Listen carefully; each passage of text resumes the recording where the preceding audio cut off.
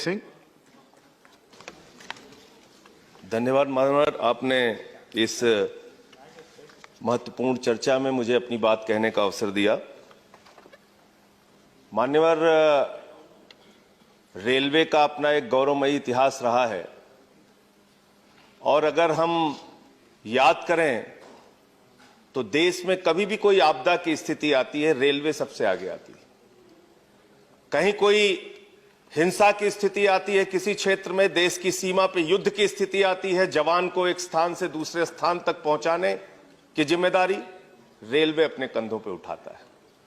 और आज इस अवसर पर जब रेलवे के ऊपर चर्चा हो रही है मान्यवर, मैं याद करना चाहूंगा उस बहादुर कर्मचारी को भी जिसने भोपाल गैस कांड के दौरान रेलवे स्टेशन पर अंतिम सूचना दी, जिससे आने वाली ट्रेनें भोपाल नहीं पहुंच पाई। उसका जीवन चला गया लेकिन उसने लोगों की जान बचाई। रेलवे का इतिहास रहा है मान्यवर कि रेलवे ने देश की तरक्की में अपनी महत्वपूर्ण भूमिका निभाई है, रेलवे ने देश के विकास में अपनी महत्वपूर्ण भूमिका निभाई है।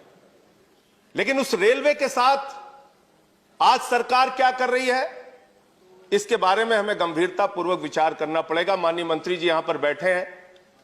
अभी पिछले कुछ दिनों पहले कहा गया साहब 150 ट्रेनें निजी हाथों में दी जाएंगी, 50 प्लेटफॉर्म निजी हाथों में दिया जाएगा। मुझे याद है मान्यवर, एनडीए के संयोजक रह चुके हैं जाट साहब, आज इस दुनिया में नहीं है, उनको श्रद्धांजलि देना चाहूंगा इस अवसर पर। 74 में उन्होंने बहुत बड़ी हड़ताल की थी और जो 1974 की हड़ताल थी मान्यवर रेलवे की, उस हड़ताल में मांग थी कि 5 लाख कर्मचारियों को पक्का करो।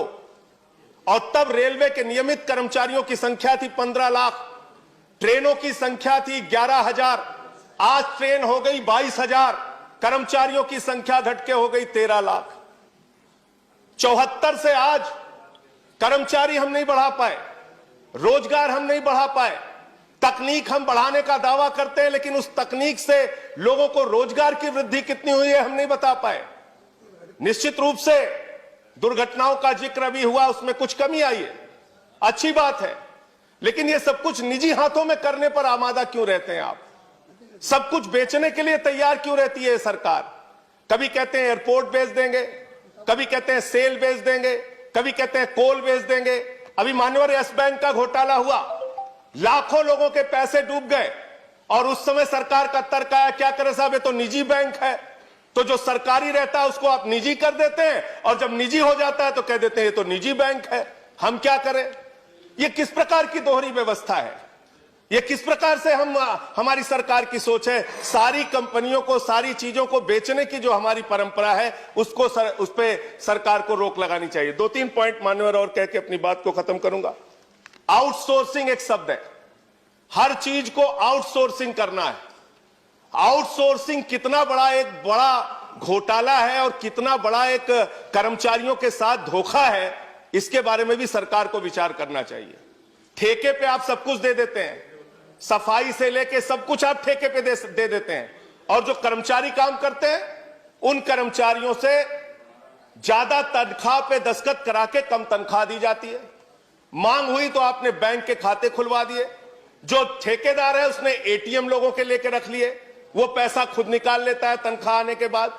तो मेरा ये कहना है, ये एक आउटसोर्सिंग का जो नाम देके सारी चीजों को आप बाहरी व्यवस्था को निजी हाथों में देने का काम करते हैं, वो कर्मचारियों के साथ, ठेका मजदूरों के साथ एक बहुत बड़ा शोषण है।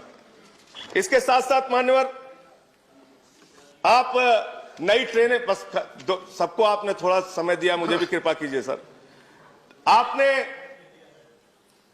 तेजस ट्रेन चलाई, तेजस ट्रेन में और शताब्दी ट्रेन में 5 मिनट का अंतर है और किराए में 1.5 गुना का अंतर है। तो आप करना क्या चाह रहे हैं?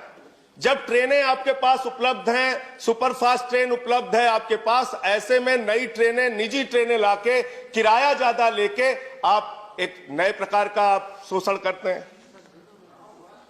मैं मान्यवर आपके माध्यम से सिर्फ इतना कहना चाहूंगा कि रेलवे इस देश की जीवन रेखा है और रेलवे की आज जो दुर्दशा है, उसके सबसे बड़ी कहानी अगर आपको जाननी है तो झांसी के अंदर पिछले साल हादसा हुआ था। ट्रेन में सफर करने वाले यात्रियों की जान चली गई। गर्मी के कारण जनरल डिब्बों में लोगों को बैठने की जगह नहीं होती है, पिस के आते हैं वो लोग। मैं आपके माध्यम से सरकार से सिर्फ इतना निवेदन करना चाहता हूं, अपने कमाऊ पूत को बेचने का काम मत कीजिए। आपका अगर कोई लड़का मेधावी है, तेज है, अगर हाई स्कूल में अच्छा नंबर पाया, इंटर में थोड़ा कम नंबर पाया, बीए में थोड़ा अच्छा नंबर पाया, एमए में थोड़ा और कम पाया, तो उसको चौराहे पे आप खड़ा करके नीलाम मत कीजिए। उस व्यवस्था को ठीक करने का काम कीजिए। रेलवे के कर्मचारियों पर भरोसा कीजिए। रेलवे को आगे बढ़ाने के लिए रेलवे कर्मचारियों को साथ में लेके जो सेवा अब तक वो करते आए हैं इस देश की, वो करने का काम कीजिए। रेलवे को हर चीज को निजी हाथों में बेचने की जो आपकी सोच है, उस सोच पर रोक लगाइए। मैं सिर्फ यही कहना चाहता हूं कि अगर आपको ठंड लगी है तो घर का किवाड़ा निकाल के उसको आग में जला के तापने का काम मत कीजिए। ये इसी प्रकार की व्यवस्था और इसी प्रकार की कार्रवाई आपकी है जो सारे सरकारी विभागों को आप निजी करते जा रहे हैं। बहुत बहुत धन्यवाद। श्री प्रफुल्ल पटेल।